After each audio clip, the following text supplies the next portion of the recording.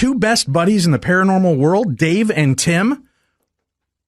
I thought that was a nice way to start. Well, yeah, it's a great way. Broadcasting live on tape from Layton Broadcasting here at KNSI in St. Cloud, Minnesota, who's kind enough to let us use their studios to bring these shows direct to you. So make sure you give them a little love. Visit KNSI Radio. Can I tell you a secret? What? I never left. You didn't? No, I've been sleeping in a small closet. Is that creepy? Kind of goblin-like. Yeah. Yeah. Hanging in a small closet. You never leave? No, don't tell Bob. I'm telling Bob. No, don't tell Bob. This is getting weird, Tim. I just come out at night and I get a little something out of the snack machine and I go back in the closet. You scare me. You're absolutely terrifying. I like it here, Dave. Do you? Yeah. You frighten me. I'm not going to lie. All right. We've got a great week lined up for you, full of shows. But as promised, we're starting off with supernatural news. We're going to do a smaller supernatural news segment tonight, and we'll do more Parashare to make up for last Monday when we went long on supernatural news and talking about Paisley Park and King Kong and Logan and just kind of riffing on different topics. Tonight, we're going to get in a little bit more in depth with supernatural news and Parashare. So, Tim, let's get right into it so we can fit in as many stories as we can in the next half an hour here. Where shall we begin in the world of supernatural news? We're going to talk about a young teenager who was freaked out about a spotty, shadowy figure. A spotty, shadowy? A spotty, shadowy figure. What is a spotty? It's my Elmer Fudd language, Dave. Okay. I'm developing it on my own. I figured after we talked to a linguist last week, I should develop my own language. No, I think there's enough languages out there that are incomprehensible. But everybody's texting these days, Dave, and I feel we should have a new language. Spotty, shadowy figure. All right, Dave? So you've got a spotty, shadowy figure. Yes, yeah. Okay. In her selfie while she was out fishing with her grandparents. This story was quite the rage, or has been quite the rage the last couple of weeks on Facebook and other social media. A young teenage girl was freaked out when she spotted a mysterious ghost man in her selfie while taking a fishing trip with her grandparents. Haley Ogletree, who's just 13 years old, was spending the day with family to celebrate her brother's birthday. Aww. But after taking a commemorative snap of the occasion, Haley from Georgia, right here in the U.S., spotted something sinister in the back of her photo. Sinister, you say? Dun, dun, dun! What did they find? Well, if you look closely at the photograph, which you can't see because it's a podcast, Dave. Standing, but you can Google it online, I'm sure. You can, yeah. Standing on the right of Haley's brother appears to be a shadowy figure of a man, Dave. A man! That is weird looking. Wearing a cap and a collared shirt and smiling for the camera. Oh, there he is right there. Yeah. Look at him. He's kind of oily. It kind of looks like one of those ghost captures, but it doesn't. Yeah, it does. Yeah, but it doesn't. The ghost capture app. But this, it looks more out of place. That is weird. And it kind of almost has the same smile as Haley. No. Yeah. Maybe it's her past life revisiting this life. Oh, yeah. In a time loop from hell. Dun, dun, dun! Good God, don't blow out your teeth, son. I almost did. All right. So, but mysteriously, the family claimed there was no one else with them on the trip, and certainly not standing with them by their vehicle. In fact, Haley and her grandparents didn't see anyone else fishing near them in the area all day. On Facebook, Haley's mother, Jessica Ogletree, wrote, Facebook friends, check this out. This picture was taken by my 13-year-old daughter earlier today at Paradise, the fishing place in Tifton, Georgia. Notice my son Colton in the background, and then notice a gentleman standing to his right.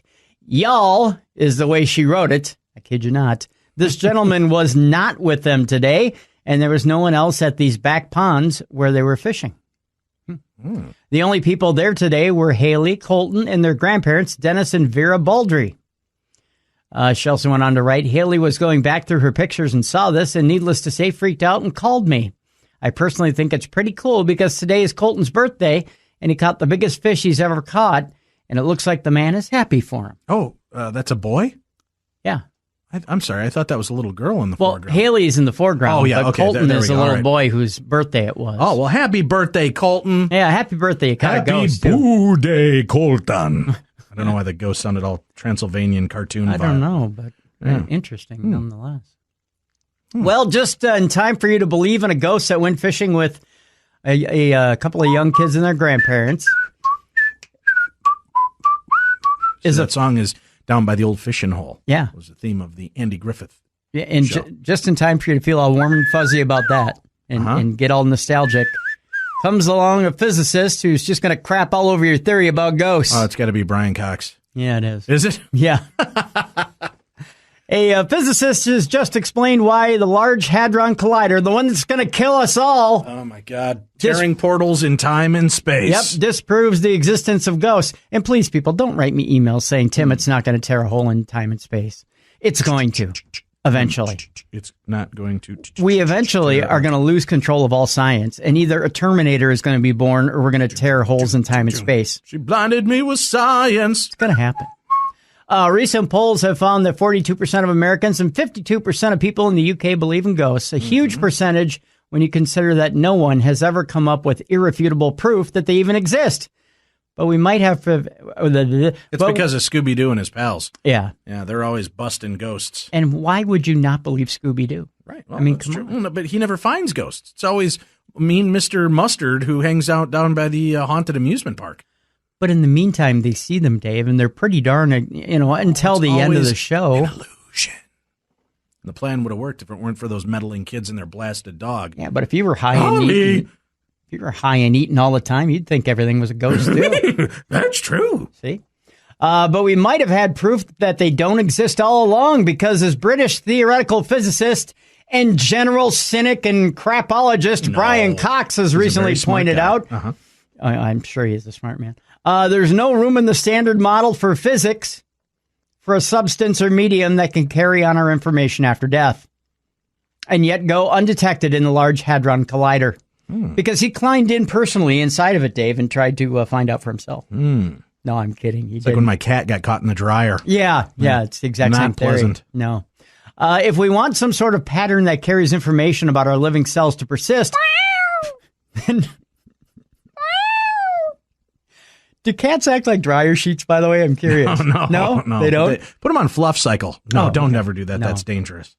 Then we must specify precisely that or what medium carries that pattern and how it interacts with the matter particles out of which our bodies are made, Cox went on to say, who's got the funniest last name when you're munching Cheetos and you're a little high. From their University of Manchester, that's where he's from. Explained in a recent episode of BBC's The Infinite Monkey Cage, which, by the way, is great after you watch The Big Bang Theory. I thought that was like a Hardy Boys book. It is, I think. Yeah. We must, in other words, invent an extension to the standard model of particle physics that has escaped detection at the Large Hadron Collider. That's almost inconceivable at the energy scales typical of the particle interactions in our bodies, said Cox. Astrophysicist Neil deGrasse Tyson, who was also on the show, replied, if I understand what you just declared, you just asserted that CERN, the European Center for Nuclear Research, disproved the existence of ghosts. Yes, said Cox. It's become glaringly obvious that the standard model of physics is an incomplete theory with several gaping holes that physicists have been trying to patch up for details. But Cox says the existence of ghosts doesn't fall within the known unknowns of the standard model. Instead, he says it directly contradicts the one of the most rigorously tested and fundamental laws of the universe as we have, which is the second law of thermodynamics. The second law of thermodynamics, by the way, can't be broken, and you can't get a ticket from it by the state police. However, it does state that the total entropy of an isolated system always increases over time. What does that mean, Dave? I don't know. I don't either. No, it means entropy is a measure of the randomness or disorder within a closed or isolated system, and the second law of thermodynamics states that as usable energy is lost, chaos increases. And without extra energy being put into a system, that progression towards disorder can never be reversed. Had that not been written down, I couldn't tell you what it means. Just saying. You even have it written down. I still don't think you know what it means. I don't. In other words, energy is always lost to heat in any system, whether it's a washing machine or a dryer or the universe, and you never get back all the energy you put in. Ain't that the truth, though? I mean, if you think about it. The principle can be used to explain why the arrow of time only ever marches forwards, why there's a past, future, and present, and why you can't unscramble an egg because it would lower the universe's entropy. That almost makes it sound like time travel is impossible. the way that they put that in the article. Well, I think they're hiding it, Tim. They can't tell you that time travel is possible because then people will start using it for illicit means. They'll start using it to go back in time to introduce their parents and play Chuck Berry tunes for Marvin Berry, his cousin. I see. And things will go horribly awry. If anything, 80s movies have taught us, Tim, it's that time travel should not be mucked about with. I see. Mm-hmm. So how does this apply to ghosts, you may ask? That's what I was about to ask. How does this apply to ghosts? It says because we can't touch and interact with them, ghosts can't be made of matter, but instead of energy. And if energy is necessarily lost within every system, particularly if they're doing anything that requires using more of it, such as moving, emitting light, or making spooky sounds, it would be impossible for them to maintain their existence for any significant period of time. The second nail in the coffin comes from the Large Hadron Collider because, well, there are things about the universe we still can't find using this giant particle accelerator. What we can see very well is the way energy drives our cells' information. If we assume that the energy that sustains ghosts is entirely new substance or medium, but carries on from what we were living, then this mysterious force controlling the particles that make up our cells would have been detected in the Large Hadron Collider by now. Says Cox, I would say that if there's some kind of substance that's driving our bodies, making my arms move and my legs move, then it must interact with the particles out of which our bodies are made. And seeing as we've made high precision measurements of the way that particles interact, then my assertion is that there can be no such thing as an energy source that's driving our bodies. Degrassi Tyson adds to this by saying that while he, like many people, has experienced haunting experiences in the past, he's yet to really find a phenomenon that's defied his complete knowledge of physics, maths, and astrophysics. But that doesn't mean that he doesn't get the very human urge to want to believe in the lingering dead. He says, in that moment, there's a mystery, and it's kind of fun. And that allows me to understand and even embrace the urge that people have to want there to be this deep mystery, such as ghosts or ghosts of ancestors, rather. Degrassi Tyson went on to say, I have a soft spot for what that psychological state is because I felt that intermittently, except I keep exploring and getting the answer. You can download and listen to the entire segment at the BBC's website. No, thanks. Cox and Degrassi Tyson go back and forth. I want to see him fist fight. Was Degrassi Tyson kind of taking the side that ghosts might exist? He was. He was in the discussion. He was saying that even though there's nothing in the fields of astrophysics and other such fields that suggests that ghosts exist, he'd still like to keep it open to suggestion. And he has had his experiences that keep him hopeful that it's out there. Meanwhile, Brian Cox is saying no way, that even based on what he's throwing all his chips into the Hadron Collider and saying, based on what we've seen on this, there's no such thing as sustaining energy. And if there's no sustaining energy, then what's happening as we die and our spirits go out there, they just dissipate into the universe. How depressing. Well, that just means Brian Cox is going nowhere. No, he probably will. All dressed up and no place to go. That's right. All right, where are we going to go next? Well, let's see here. Let's turn this around a little bit with a man who shares photos and videos of alleged paranormal encounters. So there you go. We'll turn this around and turn it into a positive. The beat around. There you go. I love to hear percussion. Charles Brandon claims he can see dead people, and he wants you to see them too, unlike Brian Cox. Ever since Poo-poo to you, Brian Cox. Yeah, and your Large Hadron Collider. I want you to look at this Large Hadron Collider here, Brian Cox. God, you always make it sexual. Just saying. Well, I didn't say it was sexual. I just said, maybe I have one in my backyard. Ever since the 50-year-old... That didn't sound right either. Ever since the 50-year-old moved into his Brooklyn home in 2010, Charles Brandon has had frequent encounters with what he calls paranormal beings. Doors mysteriously open, cups are thrown, and ghostly visions appear in his mirrors. But Brandon doesn't live in a haunted house like you see in the movies, that he told to AOL.com. He said, there's nothing special about this house. Every home has dead people, he said. Wait, they do? Every home has dead people? Are you calling this guy a liar? My home doesn't have dead people. Are you sure? How do you know? I don't like that you're taking this attitude with this guy's ideas, Tim. As a matter of fact, if you guys are irritated that Tim's doing it, give him a call at 612. Well, I thought people should be able to speak up for themselves. They can email me. It's fine. Email's good. Or text him at 612. No? No. All right. No. Email's good. Texting's just so much quicker at 612. No? Oh, geez. It's the same thing. Okay. Just an email. I'm good with that. Mm-hmm. Brandon went on to say that some are just way stations or portals for the dead, talking about houses. Sure. Mm-hmm. Brandon said he realized after a while that it was not his house that is particularly special or haunted. It's him. He's haunted. Really? Oh, my God.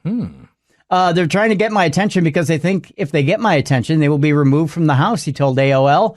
The powers that be will take them away. They don't want to be here in this realm. Well, then, Travelocity has some good deals this time of year. Just saying. Mm-hmm. He said he's been given a special gift through which he can telepathically communicate with the dead, but he doesn't know how it happened. I think the spirit saw what I was going through and that I just kept taking all the bad things that happened in my life, and they were impressed, he said. I'm like a 21st century Job. I've been through every trial imaginable. Well, has he been to the People's Court, Dave? That's what I want. Right. We just lost Judge Wapner. We did. Yeah. Although he wasn't still on the show. I mean, that would have been tragic if he would have just passed right there. 98 years old, I think he was. Yeah, he was pretty old. Yeah. Now it's Marilyn McCoo, isn't it? Isn't that the judge? From the Fifth Dimension? Yeah, from the Fifth Dimension. No, it's not. Judge Marilyn McCoo is the judge now on the People's Court. Up and away in my beautiful balloon. Brandon claims he can summon spirits, and he thinks that anyone can see them when they are present. Mecca-lecca-hi, mecca-hiney-ho. Ooh, Mecca-lecca-hi, mecca-hiney-joe. I would like to see Jambi someday. Jambi? Yeah, he just shows up. Yeah. Mm-hmm. I used to love going to Jambi Juice. Oh, yeah, it's good stuff. He wants to share the spirits he sees in his home through his YouTube channel, A Brooklyn Haunting. That was the Eddie Murphy movie, wasn't it? The one that did that's really a vampire in Brooklyn. Okay. Where he has shared some of his hundreds of videos. He has hundreds of them, Dave. Hundreds. Brandon's not a ghost hunter or a medium. He thinks of himself more as a civil rights activist for ghosts. That's good. Just what we need. Right to afterlife, man. That's right. He's currently unemployed and seeking funds to be able to start his own spirit summoning television show where he will hopefully prove his critics wrong. One of those critics is Michael Shermer, a noted skeptic of the paranormal and probably has his head screwed on better than this guy. The best-selling author of Skeptic, Viewing the World with a Wandering Eye. There are no ghosts, said Shermer, just sights and sounds and hallucinations inexplicable to ghost believers that they fill in with preternatural beings. Shermer told that to AOL in response to Brandon's claims. Time and time again, people have told Brandon that the spirits he documents are not real. People say they're dust balls, and I'm willing to say that maybe some of them are, Brandon said, but dust balls don't come in beautiful colors, whip around at unbelievable speeds, and take verbal commands. Well, they do if mice are attached to them. I'm just saying. I've trained the mice in my house. Oh, we have a wonderful circus. Many have claimed to see ghosts over the years, and skeptics like Shermer blame it on various factors such as emotion. With billions of people having billions of encounters every day, there's bound to be a handful of extremely unlikely events that stand out in their timing and meaning, he wrote in Scientific American. Shermer debunked his own seemingly paranormal experience in which he and his new wife thought they heard a ghost speaking to them through the radio. He said that personal anecdotes do not equate scientific evidence that the dead survive or communicate with us. Nevertheless, Brandon is constantly frustrated, Dave, that no one seems to believe him. But there's not much else he can do besides keep trying. You don't choose the paranormal, he told AOL.com. The paranormal chooses you. Fact, son. Fool. Yeah, and then he puffed out his chest, and he's like, you don't choose a paranormal, boy. Paranormal chooses you. You get a lot of free time over the weekend, don't you? I do. Being locked up in a closet here at the old studios at KNSI is not a good plan for you. I think I've been eating paint chips in the closet, Dave. I don't think those are potato chips. Huff and glue? They taste mighty toxic. Yeah. I'm just saying. And that's the name of that tune. All right. What else have you got for us? Well, there's an astronomer out there speaking of claims that claims that there's a dimension where our minds and the paranormal connect. They just connect right up. Really? Queen Mary University of London professor of mathematics and astronomy Bernard Carr believes that there is an unfathomable dimension that our consciousness interacts with. The concept of dimensions beyond our conception isn't new, Albert Einstein theorized that there are 4 dimensions. Count them 4. 1, 2, 3, 4. Okay. Today, I just went into Sesame Street mode there. Today, many physicists believe that there are at least 10 dimensions. Why? Why? Because they always like it bigger, Dave. Oh, who doesn't? Yeah. But Carr believes that there is another dimension that exists in which paranormal entities... A dimension not only of sight and sound, but of mind. The signpost up ahead reads, "Welcome to the Twilight Zone."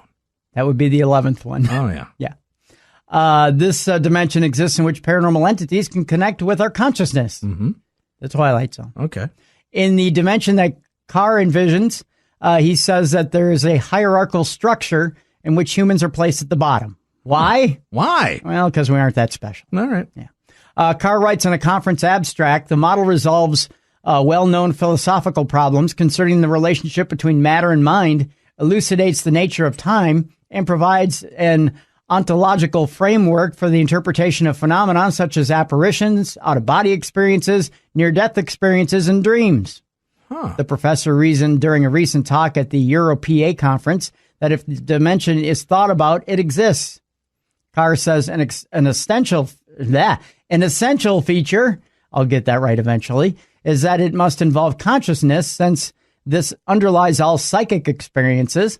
This already places it at loggerheads with those physicists, or the majority, who claim that we are close to a theory of everything, since such theories make no reference to consciousness.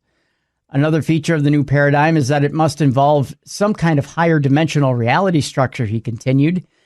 Since the only non-physical entities in the universe of which we have any experience are mental ones, and since the existence of paranormal phenomena suggests that mental entities have to exist in some sort of space, Carr concluded that this has profound consequences for physics, psychology, parapsychology, and philosophy.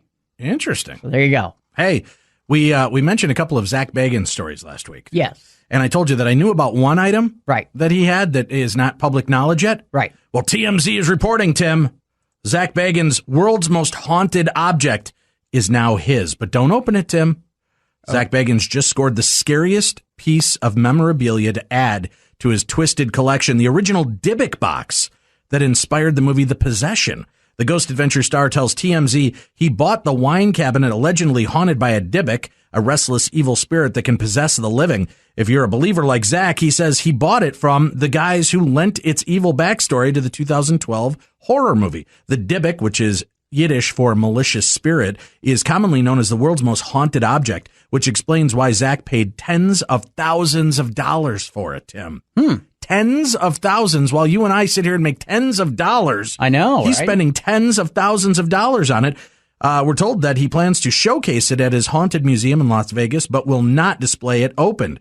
He genuinely too terrified to do that. You'll have to be over 18 and sign a waiver just to view it. He also owns the Michael Jackson Propofol chair and Dr. Kevorkian's Deathmobile and Peggy the Haunted Doll, reportedly, Tim. Really? So there's a lot going on there. You know, he also has he has a really weird cauldron that was part of Ed Gein's collection that he kept body parts in. Yeah. So he's got that in his collection, too. As soon as the Haunted Museum opens, he's going to let us know so we can mention it, and we'll be talking with him on air about that. Very cool. All right. Where are we going next? We are headed to a hospital, Dave. Oh, no. Are you feeling all right? Well, I am, but and I've spent way too much time in them lately. Way too much, yeah. Yeah, but there's a hospital staff that stared away in horror as a ghost opened a door in the CCTV clip. It's they evidently don't see enough ghosts there in the hospital. Uh-huh. And that's something we've covered quite a bit of lately here on Beyond the Darkness, talking about hospitals and haunted hospitals. The employees watched in horror as a CCTV video shows the moment a door, which is not electronic, appears to swing open. They believe the bizarre clip captured a moment that a ghost pushed open a heavy hospital door. Staff at the Hospital Parajon Ortiz de Familia in Argentina, Dave. Don't cry for me, Argentina. She was supposed to ban a myrtle. That's all she wanted. Not much to X for. Come out, get your tickets for the Chicago premiere of the brand new Eviter. It's gonna be great. All right. We're baffled after watching the video. They were baffled. Baffled. In it, the door opens inwards into the building and is pushed back against a concrete wall, but no one can be seen in the clip, and nobody was seen entering the hospital grounds. Those who have watched the footage are convinced the culprit behind the phantom door opening has to be a ghost. According to the staff, it isn't the first time paranormal activity has been deducted. It says deducted. Wouldn't it be deduced? Could be. In the same hospital. Ghost sightings in corridors, strange noises, and abrupt drops in temperature have all been reported by employees.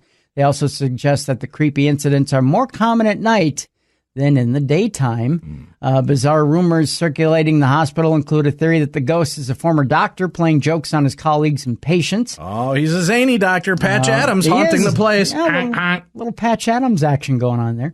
Earlier, paranormal investigators lifted the lid on the spooky history behind a ship moored in California. They're talking about the Queen Mary here in the end of the article, known as the most haunted location in America, and now attracts thousands of brave tourists, and that's the name of that. All right, pick two of your favorite last stories to wrap up with supernatural news this week, and then we're going to dip deep into the Parashare subject on our show. Ooh. Yeah, what stories do you have? Give me some topics. Let's do that one. Do this That's one. Bizarre.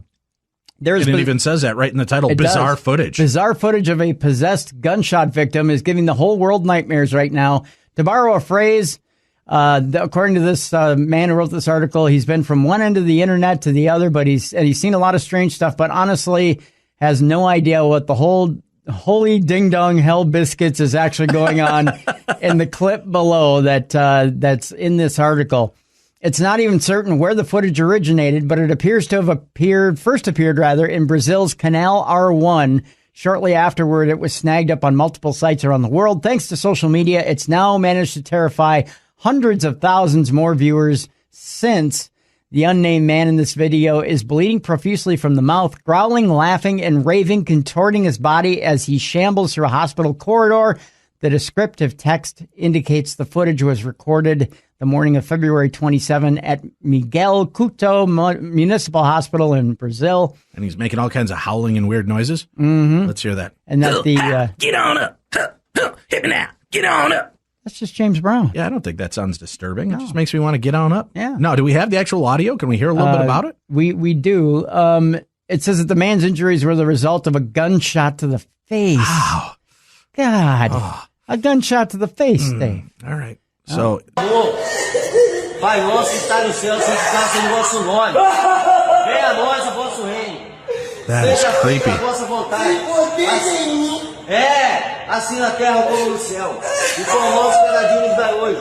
Perdoa as nossas ofensas, assim como nós perdoamos nossos pecadores. Whoa. Now, the possessed guy is the one making all the laughing noises while the other guy's trying to talk him down. And this guy's like walking in crab-like method, kind of side to side, and his body's arched like a C backwards. Yeah. It's freaky. Yeah. I don't know. I mean, if I got shot in the face, I don't know that I might not be reacting weirdly too.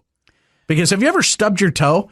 I contort my body, Tim. I posted earlier last week about this. Women, I have more respect for you because you can push an entire human being out of your love nest and just like, and then order a cup of soup a half an hour later. Right. I stub my toe and I'm begging for the sweet release of death, Tim, to get me out of this. If you shoot me in the face, there's a good chance I'm going to act possessed and be freaked out as well. I know I would. Oh, my God.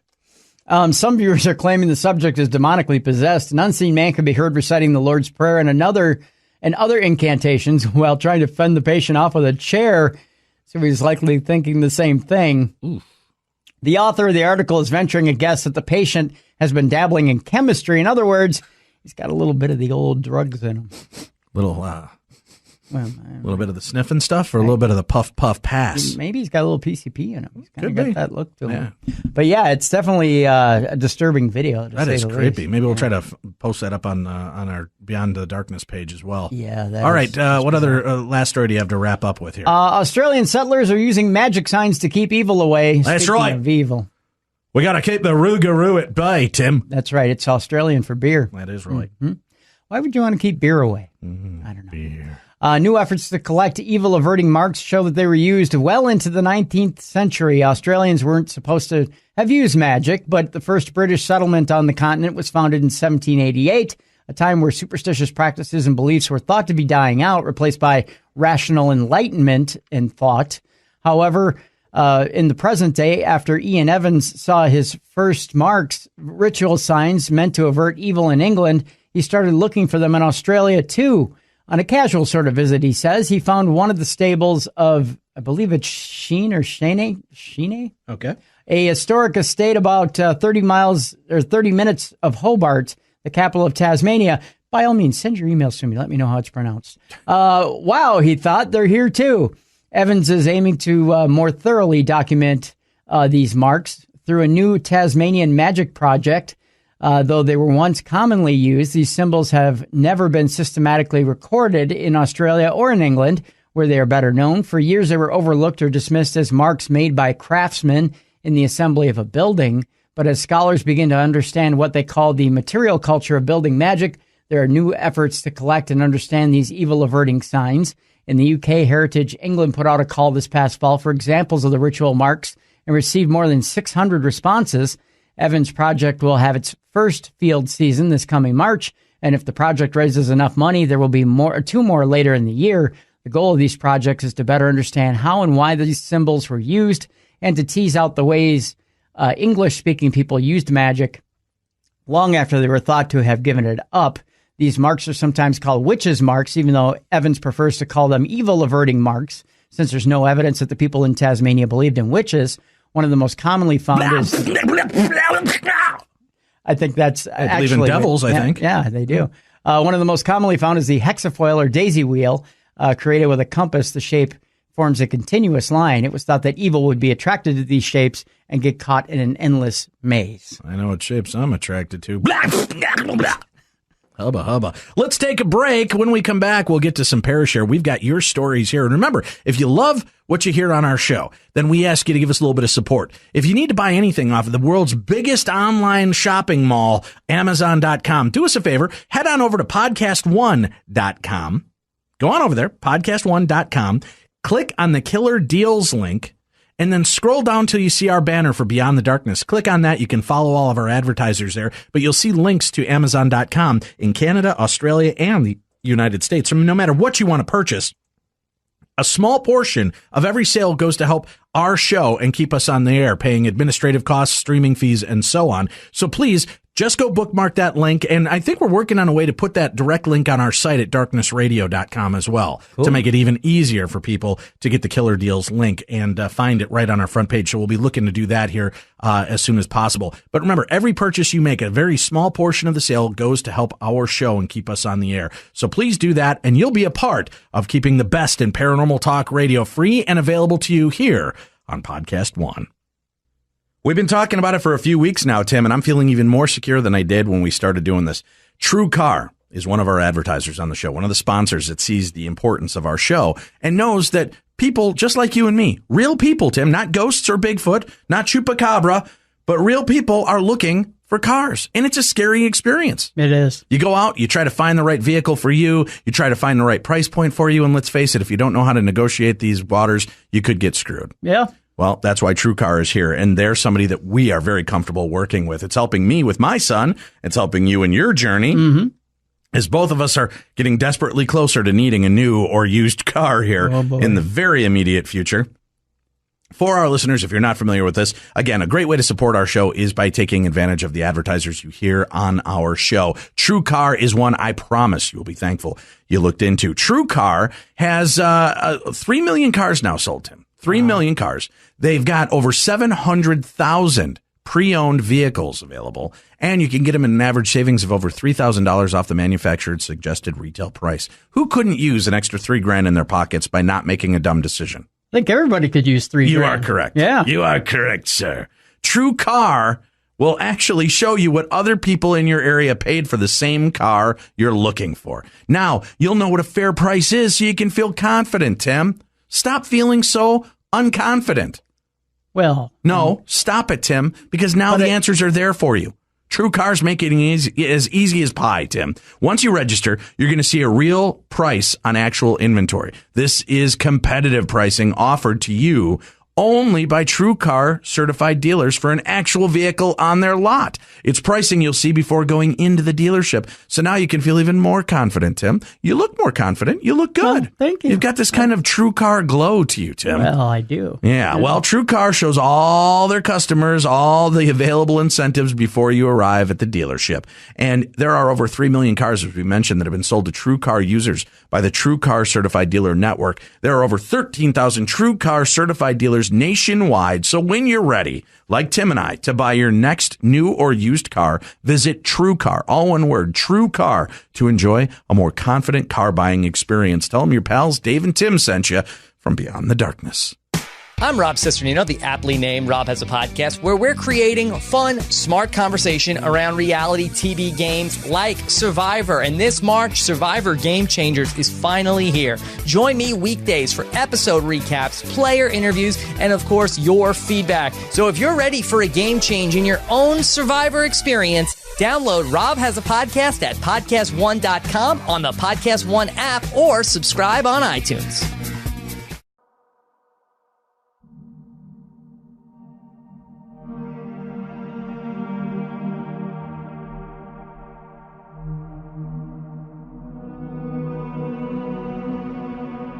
Beyond the Darkness.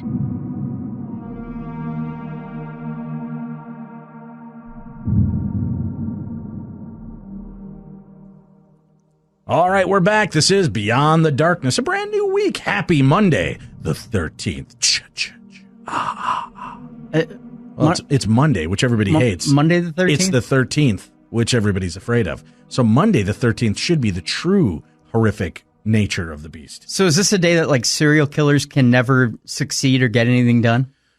You ask a lot of questions I just don't have time for. I'm sorry. You confuse me. I know. You confuse me. With my crazy talk. Yeah.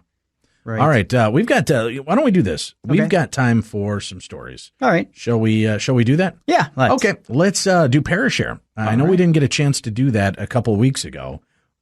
Because we had so much fun going on with supernatural news. Right. We did a little bit of supernatural news tonight. I think we're going to fill the rest of the show with Parashare stories. Sounds good to me. Hello, my name is Zan. Hi. X-A-N. Is that how you would say that? Zan? I believe so. Okay. Yeah. Or my name is Xan. Yeah.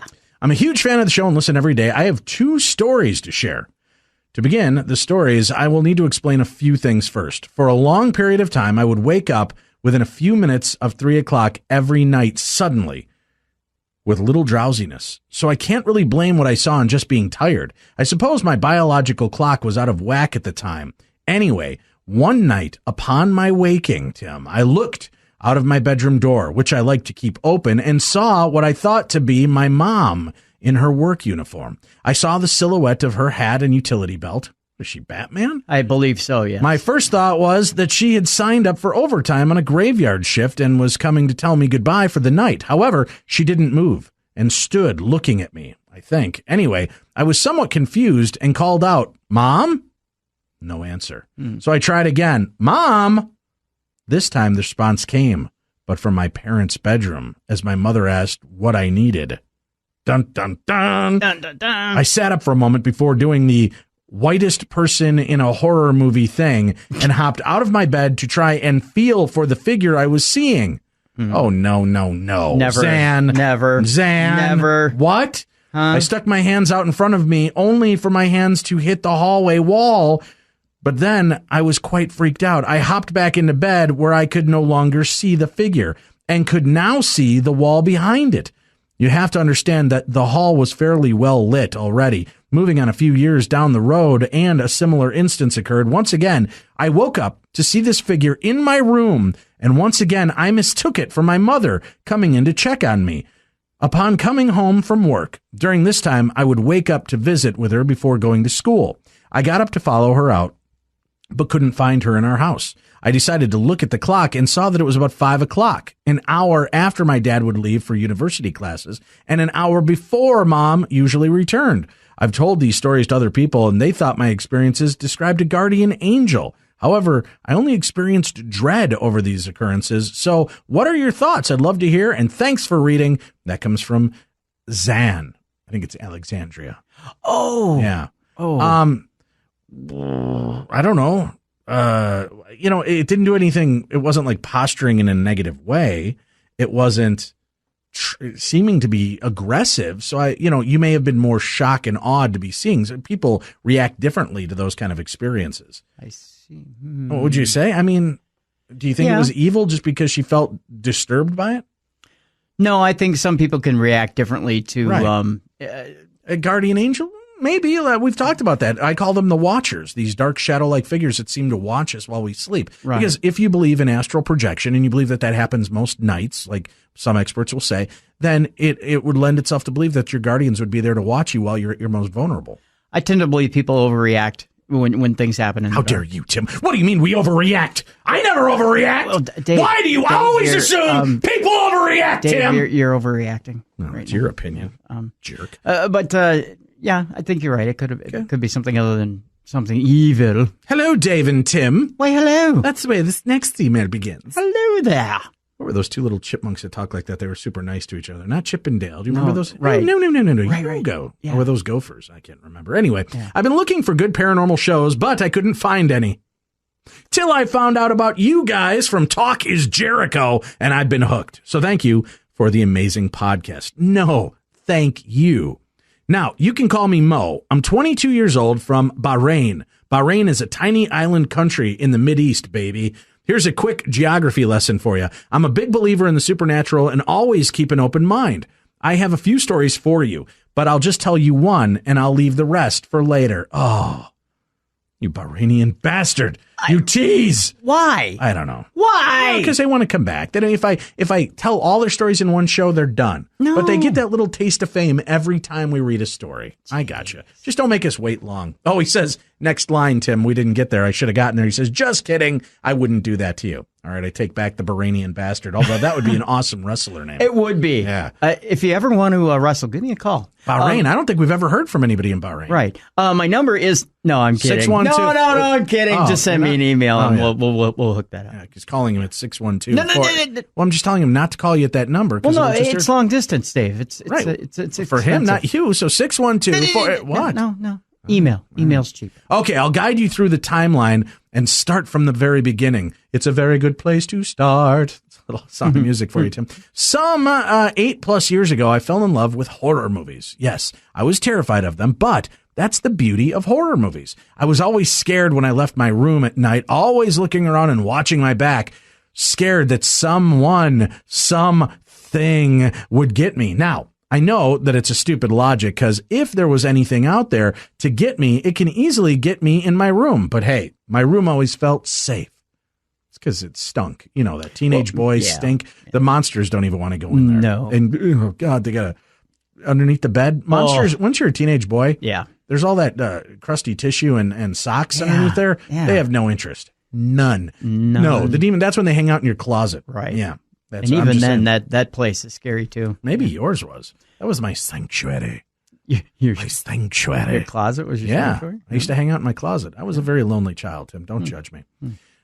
This was the first ever incident that ever happened to me. Now, let me draw you a scene. A big living room with a window, a door leading outside, and staircase leading to the rooftop. A corridor placed in the middle that has 5 doors. Kitchen is the first door on the left, and my room was the last room on the left. One day around 4 to 5 p.m., where the sun was almost fading away, the electricity went out. There were 3 people in the house, me, my cousin, who is 4 years younger than me, and the housemaid. We all went to the kitchen getting ready to leave. I went back to my room to get something, and while I was in my room, I hear the housemaid and my cousin calling my name. I grabbed whatever it was I wanted for my room and headed back to the kitchen. As soon as I walked in, the level of what the flip on their face was through the roof. I might be a little exaggerating, but they were a bit freaked out. When I asked what was going on, they said that they were calling me because they saw me pass the kitchen door and go into the living room. And when they saw me seconds later coming from the same side and entering the kitchen, they were freaked out because in their eyes, I literally came from the same direction twice. Now, I thought they were screwing with me because we would always scare my cousins with crap like that, so I just ignored it. Now, on to the second incident, Tim. Right. One day, around that time, I was home alone with a friend in the kitchen, and my friend was about to leave. He had his back to the kitchen door leading outside, and I was facing the door. Out of nowhere, I literally see the door handle moving down like someone was trying to open the door. Imagine the door being locked and you can try to open it exactly how it was. It was fast, but the handle was old and rusty, so the sound was crystal clear. My friend turned around and asked if I was expecting anyone. Thing is, my family were out of the country, and I was the only one living in the house at the time. My friend and I froze in shock for a few seconds. Then we went outside to look around, but no one was there.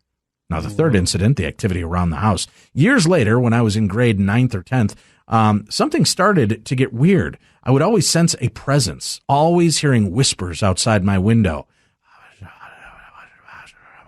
I'm not going under the bed. Did you see all the crusty tissues? I don't blame you. I hear noise from the floor. I was in and upstairs where my aunt lived, not a rooftop anymore. I made sure every time that my aunt and mom were asleep, I would always try and make sense of the voices. Maybe they were cats? Suffering succotash. They are evil. I mean, Yeah. Maybe they were birds. I thought, but he did. Sometimes it may well have just been a bird or a cat, but sometimes I knew something was off. Like the fact that cats and birds talk. Right. Yeah. Fourth incident. These noises and whispers went on for some time. Nothing really ever happened until one day we decided to renovate my room and some rooms downstairs. My mom decided that she'll sleep in the living room, but I wasn't comfortable and wanted some privacy, mainly because I used to be a smoker and my mom didn't know. So I moved to a room upstairs. And keep in mind that my aunt was out of the country, so I was the only one upstairs. My mom, the only one downstairs, and we were the only two in the house at the time. So did you jot all that stuff down, Tim? I did. Aunt's gone. Nobody else is there. Mom downstairs, him upstairs, only two in the entire place. Okay. It was midnight. I wanted to take some quick puffs from my pipe. Ear. So I go to the window wanting to smoke my pipe in front of a construction site for a small building of apartments. I've been inside this building a lot to smoke in peace, and I know it like the back of my hand. I was facing the stairway of the building where windows are supposed to be. I started lighting my pipe up, and I noticed a red light inside the building. Circular red lights, just like eyes. But there was only one, not a pair of eyes. I quickly dismissed it as light coming from behind the building, and in my mind I started figuring out that there is no way that a light can make its way there. There was no holes, no nothing. It was solid brick wall. I was scared, so I put off my pipe and sat on the chair. I was playing some PlayStation. Bed was behind me, window to my left. Facing me is the TV, and the door is facing me to the right. I couldn't stop thinking about the red light when suddenly I hear a sound at the door. I quickly turn, and in a split second, I knew that it was the door handle all over again. I didn't see it move. I was focused on the TV, but it sounded exactly like the door handle. I didn't even want to check outside. I didn't bother asking who it was. I turned up the TV's volume and continued playing in fear. I asked my mom the following day if she came upstairs, and she said that she was sleeping the whole night through. Well, if you see those red lights, you know the best way to get rid of them, right? There's one evocation that always works. Okay. All right. You have to take a few cleansing deep breaths. That's where you in through the nose. Yeah. Out through the mouth. All right. In through the nose. Out through the mouth. Because, Tim, you've got to be envisioning that you're breathing in light into your body, and you're just filling yourself with protective white light. Okay. And upon the third breath, you call out this incantation. Roxanne! You don't have to turn on the red light! I think I blew a node. Something. Is that what they call it now? I don't know what this. Oh. Something in my throat literally exploded when I tried any of those notes. Really? Yeah. Yeah. But yeah, that's the way to do it. Just tell Roxanne to turn off the red light. Yeah. And that works. Yeah. Huh? Yeah. Those days are over, Tim. You don't have to sell your body to the night. Well, it's fun. Though. Roxanne! That's pretty much it. You should have attacked it that way, I think. Yeah, you should have went full show tune on it. Yeah. Axel Merman? Yes. Roxanne! You don't have to turn on the red light! That's pretty much it. It's not much, but it's something. I'd love to hear your thoughts on the stuff that has been happening to me, and what do you think it is? I do have one more story, less scary and more of a closure story, but it's a very personal story. I haven't ever told anyone about it, just a few people in my personal circle. If I decide to share it, I'll make sure to send it to you guys. I hope this finds you well, and keep up the amazing podcast. More Parashare, please. And that comes from Muhammad Ali. No, really? Well, that's the name on here. Ah. Big fan, Mr. Ali. Yeah. Huge fan. Yeah. All right, let's see here. What have I got? That's not Muhammad Ali Jr., is it? I don't know. You know, Muhammad Ali Jr. got detained at the airport. Was he coming from Bahrain? Muslim ban, yeah. He actually got detained by TSA. Look up where Muhammad Ali Jr. is hanging out. Was it in Bahrain? Well, yeah. Bahrain! I'm glad you went Axel Merman on that deal. Mm-hmm. I just saw the story on the news this past week when I was chained to my bed. Unable to move, misery style. Yeah, were you? That's how they do it now. You're a dirty bird, Tim. Dirty bird. I was. Let me see. You look that up. I'm going to go back to this. Yeah, Hello, Dave and Tim. This isn't my story, but because I'm frustrated anthropologist, frustrated because I can't find a job in my field, I'm trying to keep my skills sharp by collecting other people's stories. I live in Portland, Oregon, and in my neighborhood, word has gotten around to my neighbors that I'm always open for a story. A lot of them are pure gossip, and I'm saving those for a paper on micro status changes in progressive neighborhoods. Exciting stuff for us eggheads. But occasionally I get more unusual stories. Hopefully I remember to ask all the pertinent questions. If you think of any I forgot to ask, please let me know. I hope you don't mind that I'm changing the names as not to embarrass anyone. My neighbor, we'll call her Annie, is an avid outdoors woman. Ever since I moved to the neighborhood almost 10 years ago, every weekend and holiday, she was off somewhere hiking in the forest, mountains, or high desert plateau. Then, suddenly last September, she sold off all her camping and climbing gear, and after a month of being a homebody, took up windsurfing. Early in January, she knocked on my door and asked if I wanted a strange story. I could tell that something was eating at her, and I invited her in, having just put on a pot for tea. One pot of tea and a plate of gingerbread cookies later. Jessica Fletcher here from Murder, She Wrote? Yes. What the hell's going on? That's exactly who it was, yeah. Well, come on in. Let me hear your tale. I had the whole story out of her. Back in September, she had gone hiking on one of those last beautiful days before the winter rains deep in our backcountry of the Columbia River Gorge. She told me the exact location, but I don't feel right about releasing this information. Several hours into the hike, she started to notice a distant stinking smell, like rotting eggs and manure. Oh, by Menon. I wear that actually in the studio here in close quarters with you. Yeah. Because she was hiking along a small seasonal creek, she thought maybe something like a deer had disturbed some skunk cabbage in the area. I used to smoke a lot of skunk cabbage in college, Tim. Boy, I know. It was a little late in the season for skunk cabbage, but not impossibly so. Not when you're a college student and that's all you can afford. That's Tim. right. Yeah. The devil's lettuce. The devil's lettuce. That's one of my favorite terms for it of all time. Yeah, the devil's lettuce. Well, now you can also use skunk cabbage. Skunk cabbage. You ever had any skunk cabbage? Oh, it's been a long Naughty. time. Yeah. Annie said the stink didn't dissipate for about 20 minutes. Then it was gone as the trail climbed to a higher elevation, which is when she began to feel like she was being watched. Skunk cabbage will give you the paranoia, Tim. It will. Because she still had miles to go to reach the campsite, she didn't stop but kept alert, as mountain lions are known to be in the area. Count me out. Yep. This went on for about 10 more minutes. Then, as she was coming around a boulder, someone grabbed her by the shoulder and threw her to the ground. Stunned, and with the wind knocked out of her, she lay there for a moment as a short fellow with facial tattoos and a machete threatened her and shouted at her in Spanish. Uno, dos, 1, 2, 3, 4. Dun, dun, dun, That's my interpretation. I could be wrong at what he yelled. Okay. It's the only Spanish I know. He yelled "Wooly bully" at her? Yeah. Bully, bully! Wooly, bully! We have a problem with undocumented immigrant gangs growing Mary Jane in the backwoods. Huh? Skunk cabbage. Yeah. Most of it was cleared up when Washington State and Oregon legalized recreational weed, but gangs still grow for the purpose of selling in Idaho, Tim. Annie doesn't speak any Spanish, but she thought the guy was going to rape and kill her, given that he then straddled her and grabbed her shirt, trying to rip it off of her.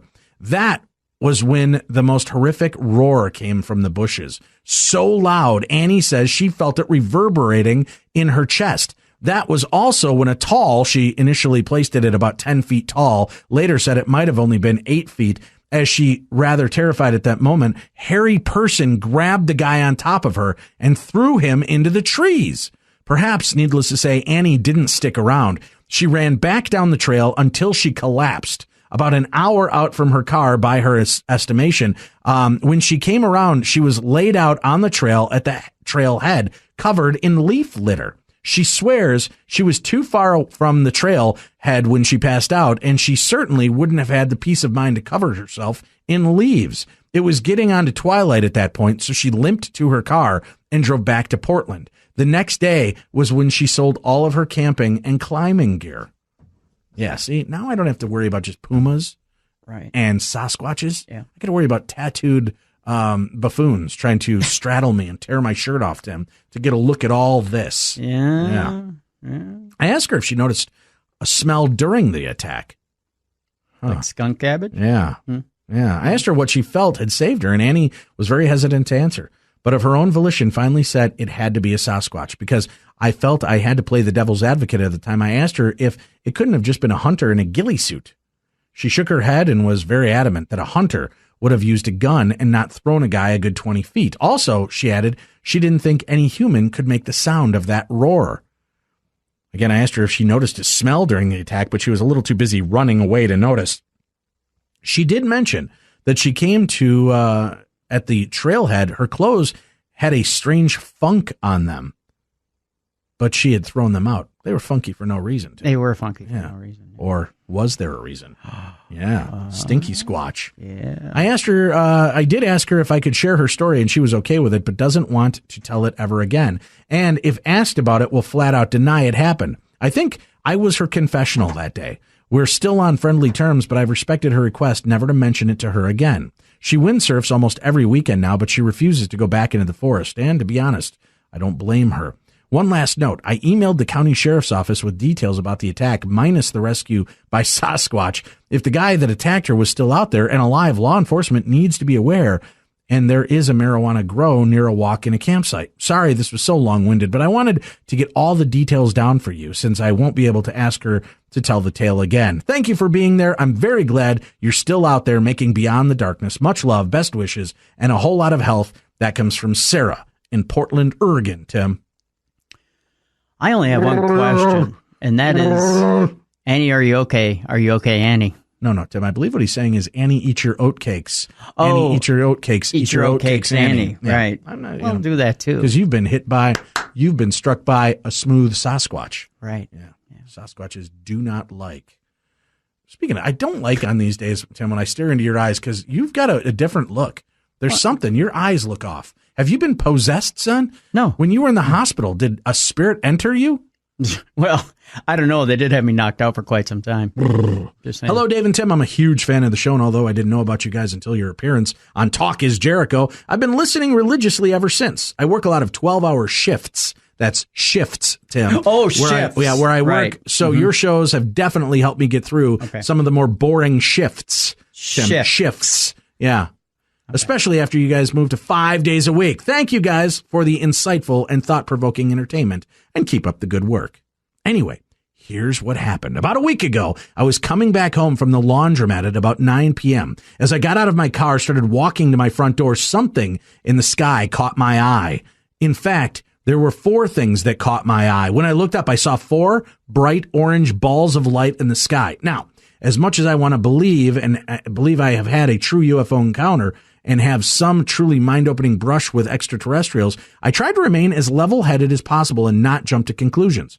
When I saw these balls of light, I immediately thought they might be some kind of Chinese lanterns that people in the area had released into the sky. The problem I saw with this was, though, that it was overcast and raining this day, which doesn't seem like the most opportune time for those to be put into the sky. One main reason I thought was that the lanterns, one of the reasons I thought they were lanterns, though, was there was no noise whatsoever, but they were definitely moving, and the lights looked flickery.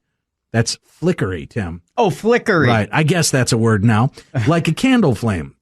But these lights were traveling in 2 pairs of 2, and distant between the lights in each pair stayed the same. And the distance between the pairs also stayed the same. I watched the lights for about a minute to a minute and a half until they disappeared into the overcast. Then the only other real explanation I could think of would be planes, jets, or helicopters, as I live 30 to 45 minutes away from a hospital, airport, and naval base. The main problem with those, though, is in total absence of noise from those lights, and none of the 4 lights had any other type of lights showing. I suppose you could also throw out one of the excuses for the Phoenix lights for this one and say that they were flares, but these lights were traveling up, not falling back to Earth. I honestly don't know what they were, but I'd love some insight from you guys. I managed to get a minute-long video that I wanted to attach, but I was having problems doing this because of the file size.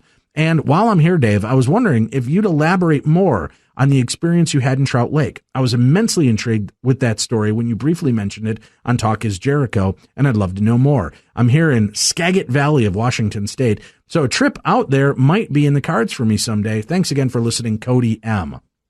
Well, I've repeated the story numerous times. I'll do it quickly. I went out to James Gilliland's ranch in Trout Lake, Washington. You can find information at eceti.org, eceti.org. And while I was out there, I had seen these lights in the sky, many different lights in the sky doing all types of different things. Some flashing, some just moving at rapid speeds and then turning at breakneck speeds. But the most profound experience I had was at one point, we'd been all watching Mount Adams, I think was the name of the volcano over there. Yeah. And we were standing there watching this, and I finally figured, well, what are we missing behind us? So I walked out in the field and turned around. So I was looking behind everybody else who was looking behind me. More eyes on the skies, right? Right. So I go there and I'm looking when behind this grove of pine trees comes this internally glowing blue pack. I don't know. It looked like a stingray swimming through the sky without the tail, the way it fluttered, and it emanated a blue light from within, but it didn't glow. It wasn't like it was lighting up the sky. It was just self-contained light. And it kind of fluttered through the sky from behind one set of trees to behind another set of trees and then was gone. And it was so eerie, silent, eerie, but but it looked like a bad 1980s movie video effect. So I was running towards it and throwing rocks between the trees, half expecting to kind of hear the brrrr of a sound of a screen or something that he had back there and he was projecting things on. Yeah. But there was nothing. And when I talked to James about it, he told me that it's a half biological craft, which means it's half living organism, half mechanical, Tim. Dun, dun, dun, dun, dun. So it was Terminators from outer space, obviously. Oh, geez. And I was a little unnerved by that. I mean, I just saw this thing and I still thought James sounded high, but I don't know how to explain it. But he says that's how it gets between dimensions. It's half living, half machine, and that it was a craft carrying things. So it's like a living machine with something inside of it. So very fascinating, but that was my experience. Very profound. We also went out there with Paranormal State. And you can check that episode out on YouTube. I think it's called First Contact, Paranormal State First Contact. And you can see some of the lights that we got in the sky and what they were doing. And one of the greatest lines ever uttered on TV by Medium Chip Coffee during that investigation. Yeah. It was like, hit us with your power. It was just hilarious. It was. Yeah. One of the greatest moments. All right. Let's get back to more emails, shall we? Yes. Oh, you know what, though, Tim, before we go into our next story, I do have a phone call. Totally forgot about this. Joining us now from Hollywood Picture Studios, Steve Sayer is online. Steve, welcome to the show. Oh, welcome. Thank you. It's a pleasure to have you here with me. Let me talk about this. You've got a documentary you're working on called Ghosts, the documentary. It's a first of its kind, truly scientific investigation into the existence of ghosts. What spurred you on to look at doing something like this? Well, actually, it was my brother Garrett's concept, and it started about 7 years ago, and he started traveling around the world to access various different experts in the field. And as he was doing this, I told him that it would be a very good idea for him to record these various different encounters and interviews. And was this like the paranormal and the idea of ghosts? Has this always been something that was a fascination of you and your brother? No, actually not. It was really just the inception of his interest, and it all started really when our mother passed away, as far as he was concerned. And he began to really take an interest in the subject matter. It was really not an interest of his preceding that time. All right. Now, you've got this documentary that you're putting together. The program stars Kelsey Bolin. Is that correct? Yes, that's correct. Yes, she is the on-camera narrator. And then you have also, you've got appearances by the legendary medium James Van Praagh, who is the creator and executive producer of Ghost Whisperer, starring Jennifer Love Hewitt. And you have Emmy Award-winning actor Jay Thomas, best known for his role in Cheers, Mr. Holland's Opus, Dragonfly, just to name a few. And then the program is going to present a host of PhDs and MDs who review their extensive research and findings into the subject of ghosts and the hereafter. Now, you guys are putting a call out to the general public to share some photographic evidence that may support the existence of ghosts so that you can add it to the presentation. Is that right? Yes, that's correct. We currently have a series of various different security footage that has captured images of ghosts while it was recording. And now we're just hoping that the general public can contribute their own personal recordings that they may have made or still photographs and post them on our Facebook page, which is Ghost the Documentary, all one word, on Facebook. And then if they do so, we'll get back to them if it's something that would actually be able to be incorporated into the documentary. Oh, very cool. Now, you guys are really trying to be proactive. You're looking at a few celebrities that have an interest in the paranormal and trying to get them to go out on a paranormal investigation as well. When you're putting this documentary together, did you decide, are you coming at it with one belief system or the other? Were you coming at it with that you believe ghosts exist, or that you're not sure and you're trying to find some kind of empirical evidence to prove it? Well, that's exactly what we're looking for, is empirical evidence to prove that ghosts exist and that consciousness can exist beyond the physical body. And that's why we consulted with the MDs and PhDs doing specific research into that particular phenomenon. And that's really the gist of the existence, or the possibility of the existence of ghosts. Can the conscious mind exist outside the physical body? Now, after your mother passed, did you and your brother have any experiences you believed was connection with her? Well, what we're doing is working on that. He's working on that through various different mediums that he's been in contact with. Other than that, he would be the best one to speak to that topic. All right, well, we'll do this. When the documentary is up and ready to roll and available for the world to see, we'll have both you and your brother back on to talk about the cases, talk about what you found in this kind of investigation, and we wish you a lot of luck. So again, if people want to send you their evidence, if they have photographic or video evidence, they can find you on Facebook at Ghost the Documentary, all one word, Ghost the Documentary.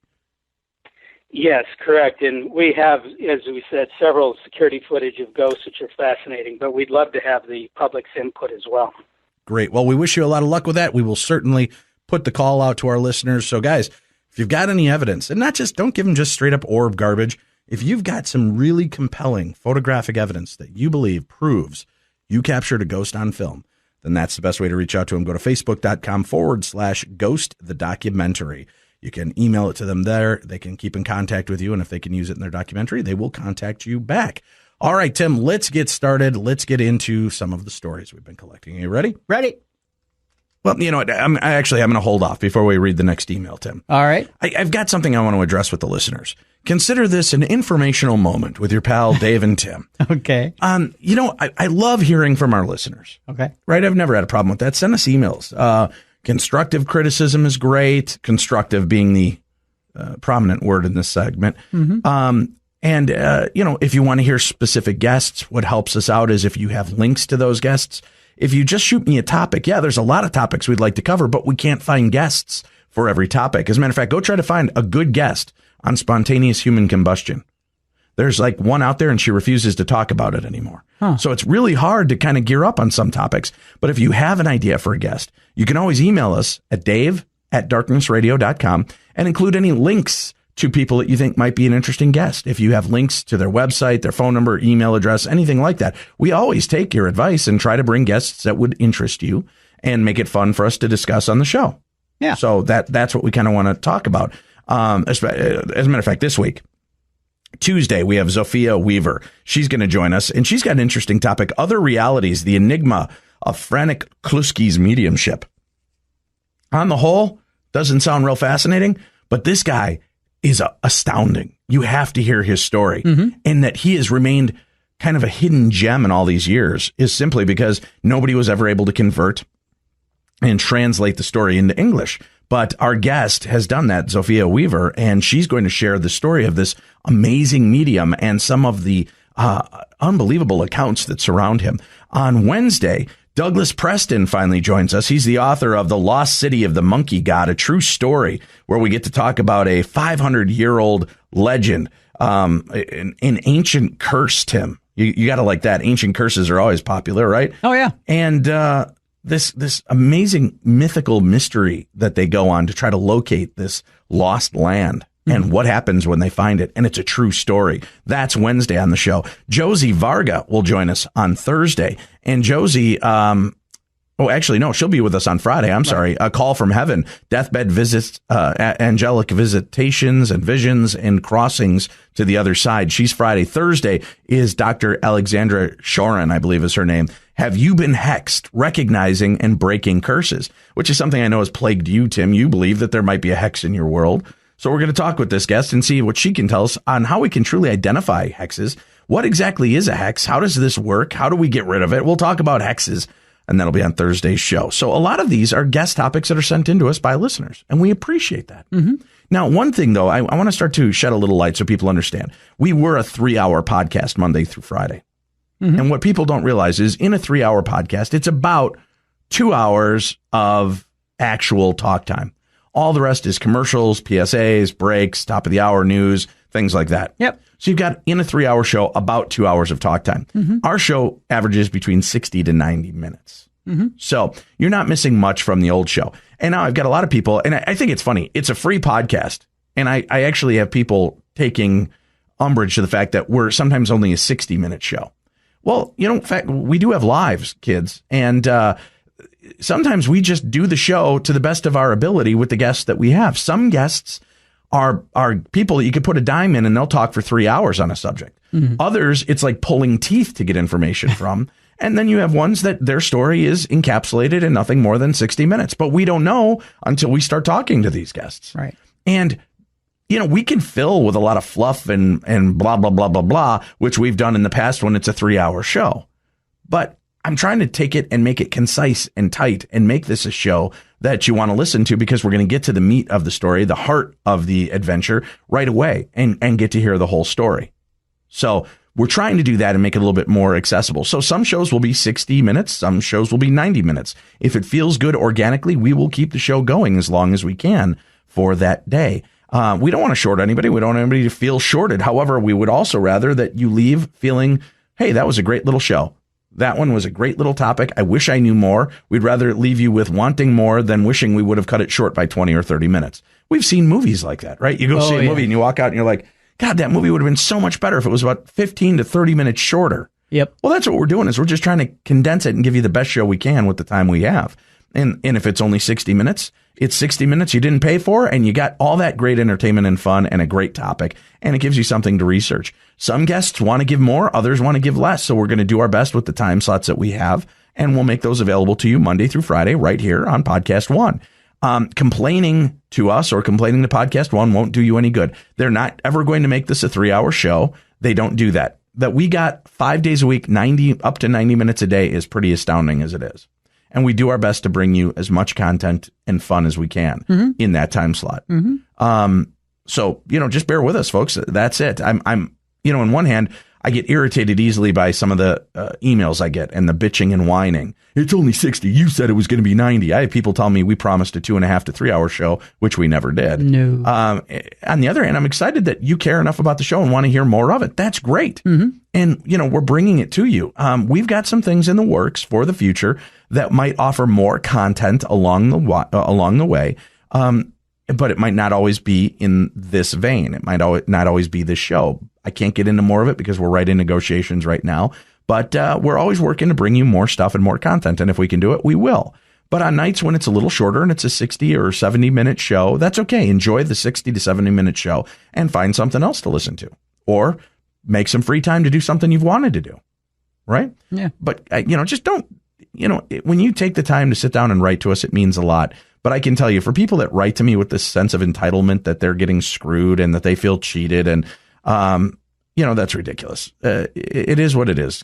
It's a free show you get to tune into and enjoy with us. And we're going to make it as fun and available to you as we possibly can for as long as we can.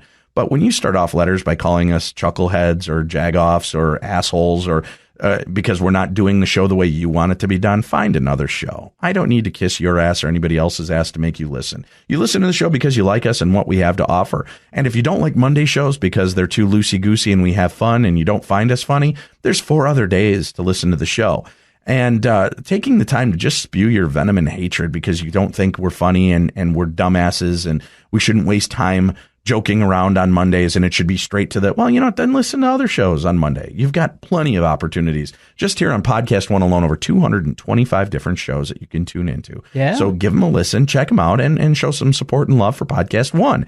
And then just check out our other shows. And if you don't like a topic, don't let it eat you up, folks. Listen to 20 minutes of it. If you don't like it, nobody's forcing you to listen to the entire episode. Turn it off and go find something else. Not every topic's going to be a winner. It's hard when you're doing 5 days a week. Not every guest is an excellent speaker. Not every guest is a good storyteller. But we're trying to bring you the best, and we're trying to bring you a good variety of different topics. But Tim, how often, if I start off by saying, hey, dumbass, are you going to even listen to the rest of what comes out of my mouth? 1 out of 10 times. Right.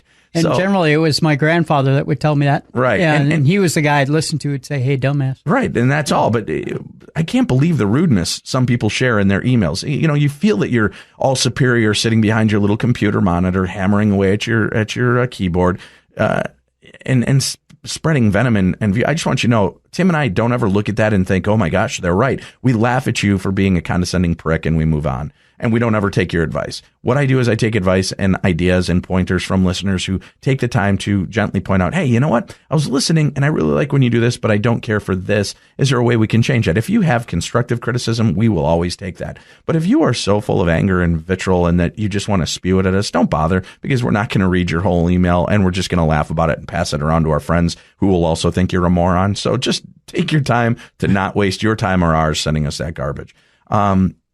Again, I love the passion and commitment to you writing, but when you write it nasty, it just doesn't nobody any good. Yeah. Who cares? Who cares what you feel when all you have the way to share it with us is through nasty rhetoric, right? I care what you want and what you feel and what you'd like the show to be when you show the same caring and compassion to us. Then I care. And that's the way we do it. And we've changed and we've altered over the 12 years we've done this show. And we've heard what listeners like and don't like, and we try to adjust to that. And we try to make it a part of our show and make things good. Yeah. So with that said, for those of you longtime listeners, you know that a segment of our show has been missing for a while now, especially on Tuesdays. Mm-hmm. That's all I'm going to say. Mm-hmm. Later on in the week, we'll have some more information. But next Tuesday, you might want to tune in. Yeah. That's all I'm going to say. Mm-hmm. Check out next Tuesday and keep it going. So just make sure everybody tunes in. Not tomorrow. Tomorrow's great. Make sure you tune in tomorrow. Great show. But next Tuesday, the following week, we have a little gift, a little token of love from your pals here at Darkness Radio. So you'll tune in a little later this week and we'll tell you what's going on once we've got it locked in and confirmed. Fair enough, Tim? Fair enough. And do you have anything to add to this? Again, I don't want people to think we're soapboxing or anything. And we do love you. We care about you. But it's just, take the time to realize the way you write to us. And what you're saying is how it's said will dictate whether we listen or not. Well, the other thing, too, I guess, is there may be a little bit of a misconstrued opinion that we may be being a little oversensitive to some of these emails too. But here's I think to kind of back Dave's point is that it's not that we're seeing an overwhelming amount of these emails, but it gets frustrating to see them nonetheless. And the internet's become quite the bully pulpit when you don't have a set of cojones on you.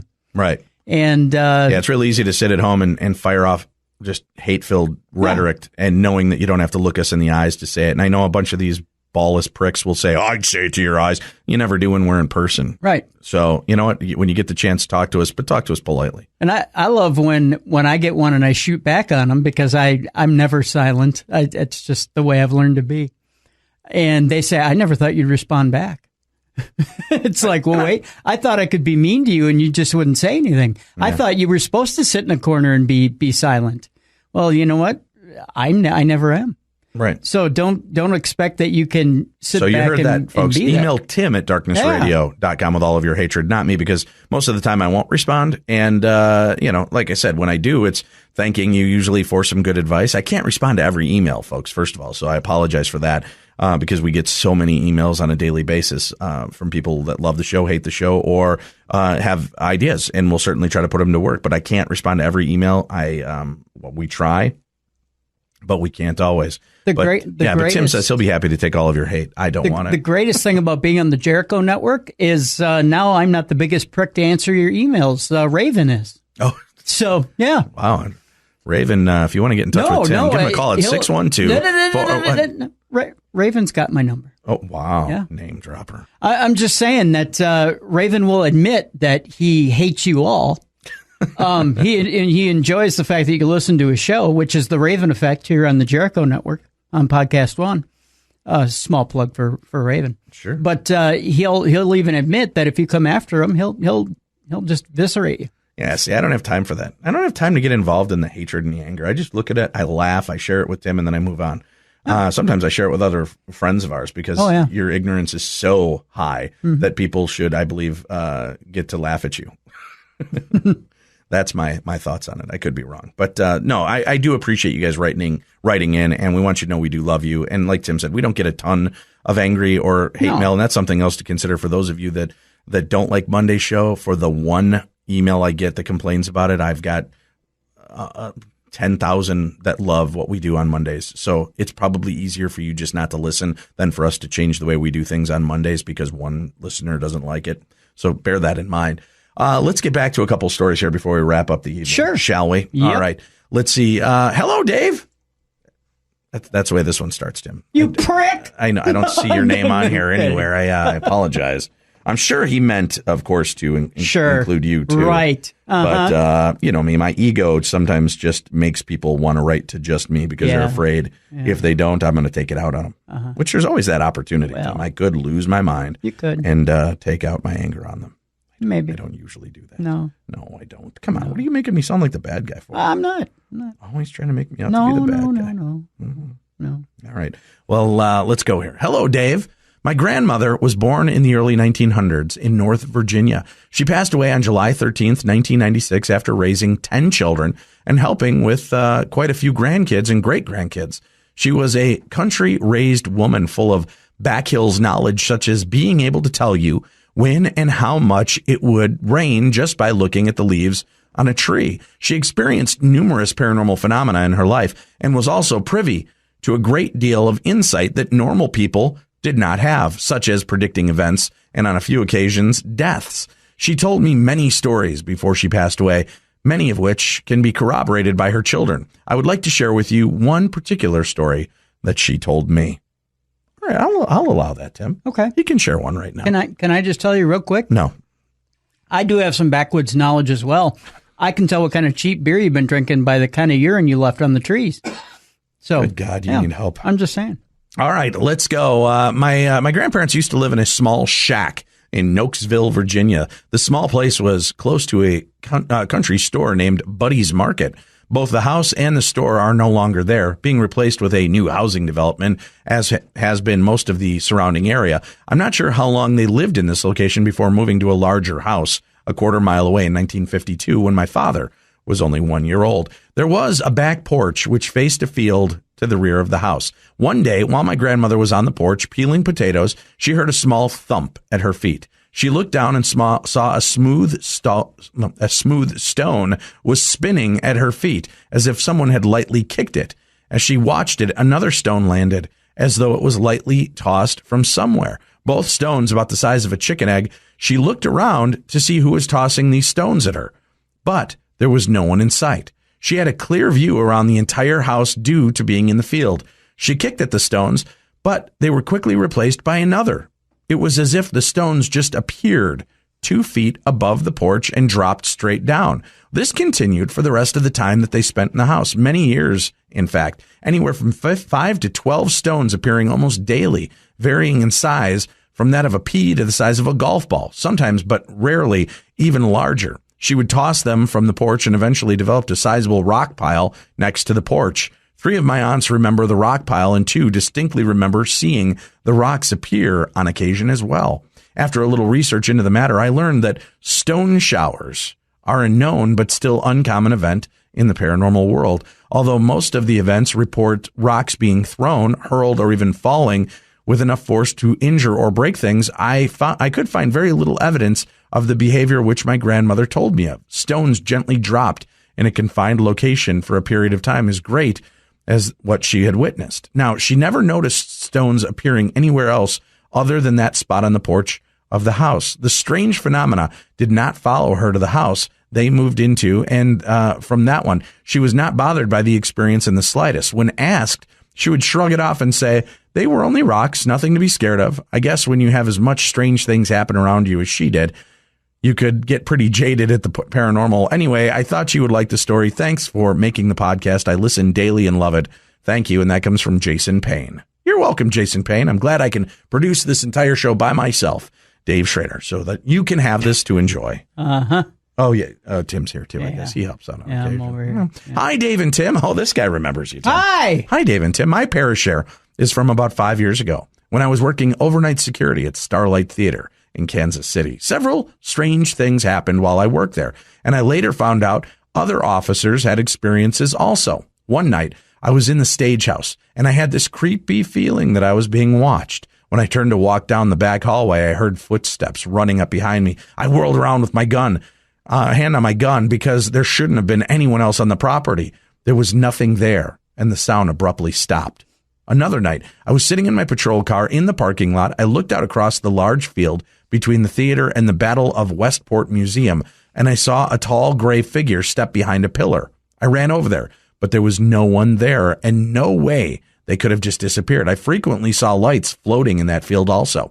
On yet another occasion, I was walking through the seating area and heard one of the windows open on one side of the turrets next to the stage. The windows had old wooden shutters, and I heard it creak open. I shined my light on it and didn't see anyone. I knew if someone was hiding there, they would have set off the motion detectors on the burglar alarm. Then I watched it slam shut by myself. There was always weird noises like whispering and voices when there shouldn't have been. It was a cool place to work and might be a good place for the Ghost Adventures guys to check out. Thanks. You guys are the best. And that comes from Amy in Kansas City. Kansas City. Kansas City, here I come. Great barbecue. I'm going to Kansas City, Tim. Are you? Yeah, I'm going out there in July. We're going to head back to the Belvoir Winery, the Oddfellows Asylum. Yes, the Belvoir. Yes, it's quite the hoity haunt, Tim. Yeah. We're going to go back out there and investigate with Bill Chappell and Chris Fleming. And if you, the listeners, would like to join me on this excursion, here's how. Simply check out darknessevents.com. Darknessevents.com. Click on the banner and join us, because it's going to be an amazing trip. And there are one-day packages or full weekend packages, so you can come and hear the talks, be a part of the investigation, and have a great time with us. Go check it out at darknessevents.com. We got to get you healthy again, Tim, so we can get you back out and investigating with us. I'm almost there. Almost? Yep. Hey, Tim and Dave. Oh. Tim and Dave. Huh? How you like them apples? I don't care for the flavor, honestly. Oh. Kind of like being Dave and Tim. Well. That's the way it sounds best in my head. Now, mind you, I've always been a skeptic, but I've always loved the paranormal, be it Bigfoot, aliens, Loch Ness, or whatever goes bump in the night. It's always been of great interest to me. I've loved your show for several years now after discovering it while listening to an episode of Coast to Coast AM. Now, my story is short and takes place many years ago when I was a kid in the early 80s. My parents and the neighbors were hanging out having a few little Millers in the neighbor's yard, and we kids were playing. It was shortly after dark when we decided it was time to play tag. For those of us that have actually gone outside to play in the suburbs know that this is a perfect time to play this game. My neighborhood was like most, I'd guess, except ours was near a creek that ran for many miles and passed by several thick strands of trees. So we'd be playing a while when I was running away from whomever it was at the moment when I saw something. A huge, almost glowing white shape walking between two trees in the yard in front of me. It looked like a mixture of the Patterson-Gimlin Bigfoot and one of those costumed villains from Scooby-Doo. It quickly passed behind a tree and was gone and didn't reappear on the other side. I was so shocked and terrified that I couldn't take my eyes from where it had been, that I ran straight into another tree, knocking myself silly. After the excitement of me hurting myself was over, I told my brother about it, and he, like everyone else I've told since, thought the same thing, that I had imagined it due to nearly knocking myself out. But I know what I saw, and that I saw it before I hit the tree. And to this day, I can still see it in my mind as clearly as I did that late summer evening. I've gone on to calling whatever I saw Bigfoot's ghost. Have either of you ever heard or seen of anything like what I've described? I've kind of given up really on ever finding out what it was, but any help or thoughts would be much appreciated. That comes from Alex Marsh. Well, Alex Marsh, as fate would have it, I have heard of something like this before. Yeah. Yes. And we are working diligently to get a couple of guests on the show to talk about Bigfoot's ghost. So as soon as that happens, I will certainly let you know. So you keep tuned in here to the best in Paranormal Talk Radio to find out more about that.